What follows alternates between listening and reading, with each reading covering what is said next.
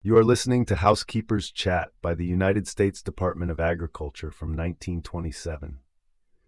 Disclaimer: this is read from a historic archive document.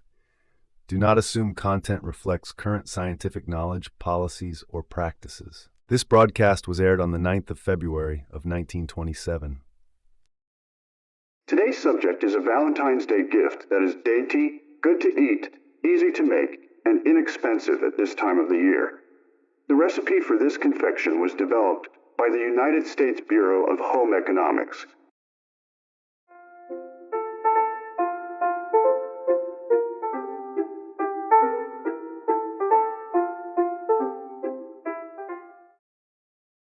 Monday evening, after I had put the children to bed and settled down to darn stockings and sew on buttons, I heard the doorbell ring frantically.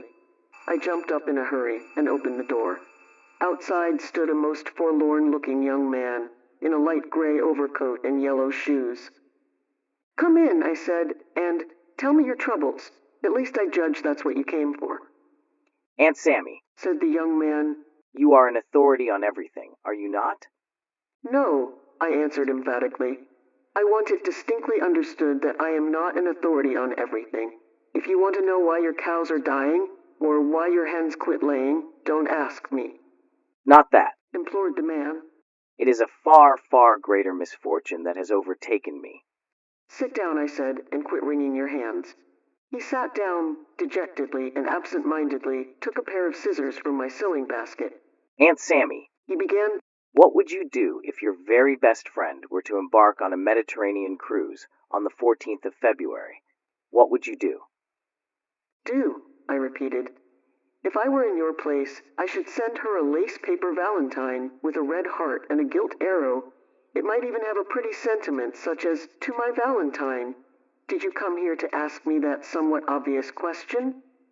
"You don't understand," cried the young man, so desperately that I snatched the scissors from him. "Hush," I said. "Don't wake the children. Of course I understand. Your best friend is leaving for the Mediterranean. You cannot send her flowers because you sent flowers on Christmas, New Year's, and her birthday. You can't give candy because you gave her 7 boxes of candy last month. Am I right?" "Yes." he breathed. "How did you know?" "Never mind how I know. Now flowers and candy are out of the question. But you must give her something, or she will doubt your affection. Am I still right?" "Yes, yes," said the young man. "On with the psychoanalysis." "It's just possible," I continued, "that you want to give her something that is the work of your own hands. Let me see. Can you crochet?" "No," said my visitor brightly. "but I'll learn, if you want to teach me." "Can you cook?" I asked hastily. "Nothing but flapjacks and coffee." "Can you follow directions?" "Unerringly," said the man. "I can follow any directions. In fact, I once drove a car through the capital city of the nation." "Then get your pencil." The young man felt in his vest pocket, his hip pocket, his watch pocket, and his coat pockets. "I'm afraid," he said, blushing, "that I've left it in my other suit." "One always does," I consoled him. "Here, take mine and this pad of paper. I am going to tell you how to make an unusual Valentine gift that will please the most critical person. It is a confection known as candied or jellied grapefruit peel.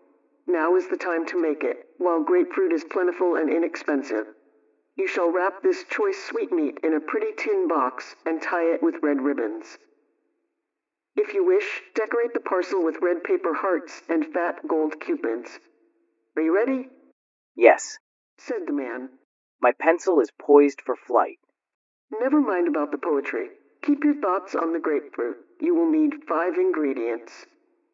10 ounces of peel, 2 cups or 14 ounces of granulated sugar for the syrup, 1 1/3 cups water for the syrup, or enough to cover, half teaspoon salt, and 1 cup of granulated sugar for rolling the strips. Here, let me see if you have written them down.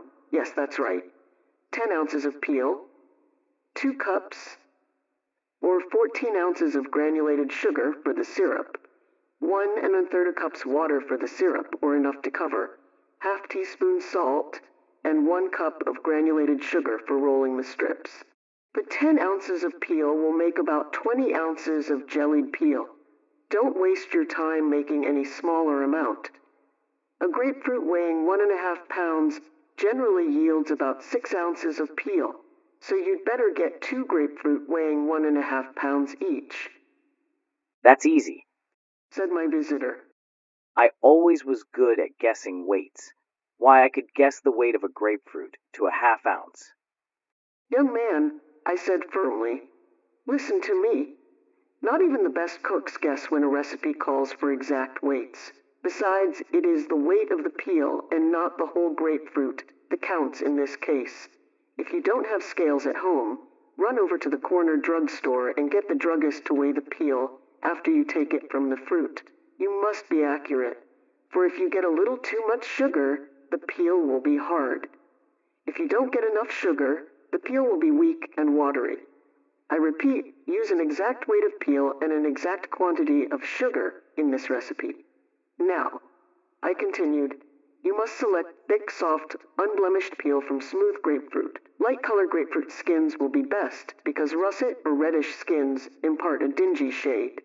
You wouldn't want to send your friend dingy grapefruit peel as a steamer gift. 'Twould be unthinkable. Murmured the man. Well then, get grapefruit with light-colored skins. Peel them carefully, so as to keep as much of the white pith as possible on the outer rind. Use the whole peel. Don't trim off either the yellow rind or the soft white inner part. Cut the peel with scissors into strips, 1/4 to 1/2 inch wide. Cut the strips from the blossom to the stem end of the fruit. Then you must parboil these strips 3 times, using 2 quarts of cold water each time, Yes, said the young man. or perchance I could boil the grapefruit in more water at one time. 'Twould amount to the same thing. No, sir, it would not, I said. You are parboiling the peel to get out the bitter flavor, and each time you drain off the water, you make it milder in flavor. Look here, sir. Are you going to follow my directions, or not? Yes, He ventured. Perchance you had, said I. As I was saying, parboil the strips 3 times, using 2 quarts of cold water for about 1/2 hour each time. Throw the water away after each cooking. When the strips have been parboiled 3 times, they should be tender. Handle them gently now so you won't break them. The next thing is to make the syrup. Place the water, the salt, and the sugar for the syrup in a saucepan about 8 inches in diameter. Stir the mixture till the sugar is dissolved. Then add the strips of peel. Arrange them carefully so they will lie parallel to each other. Mustn't break them. When you turn them, cook rapidly for about 20 minutes. Then reduce the heat and continue boiling gently for about 40 minutes or longer if necessary to absorb all the syrup. Be careful about the last 20 minutes of cooking. Don't hurry the cooking, but be sure to cook until all the syrup is gone. Did you get that? yes. Said the young man. Don't hurry the cooking, but be sure to cook until all the syrup is gone. You are a bright and capable person. Be careful at this point that the syrup does not scorch. You'll have to turn the strips frequently with a fork so that all the pieces will be equally penetrated by the syrup. Now place the strips on waxed paper. When they are cool, roll them in granulated sugar until they have a coating of distinct crystals, but not a heavy crust of sugar. The peel should be jellied throughout and translucent, but not shrunken nor gummy. You wouldn't want to give gummy grapefruit peel on Valentine's Day, Epicurus forbid. cried the man. After you have placed the strips on waxed paper, as I suggested, and rolled them in granulated sugar, so there is a coating of distinct crystals, but not a heavy crust of sugar, let the strips dry out overnight. Then wrap them in waxed paper and store them in a tightly covered tin box or a glass jar, Or a nice pasteboard box. suggested the young man. Never, I told him. Do you know what happens when you pack jellied grapefruit peel in a pasteboard box? In winter it becomes hard and crusty. In summer it becomes sticky. Store the jellied grapefruit peel in tin or glass, as I said. Then if it's properly stored in a moderately cool place, it should keep in good condition for 2 or 3 weeks. Don't you think that will make a nice Valentine present? The nicest one I've ever heard of. Said the young man as he put on his gray overcoat. and stuffed my pencil in his pocket. He had an honest face, and I think that someday he may return the pencil. I believe I have made the directions for jellied grapefruit peel so clear that you could get them over the radio. However, you will find the entire recipe in the spring supplement to the radio cookbooks. Please don't be impatient if the supplements are slow in arriving. There is a tremendous amount of work involved in getting the recipes printed after their broadcast.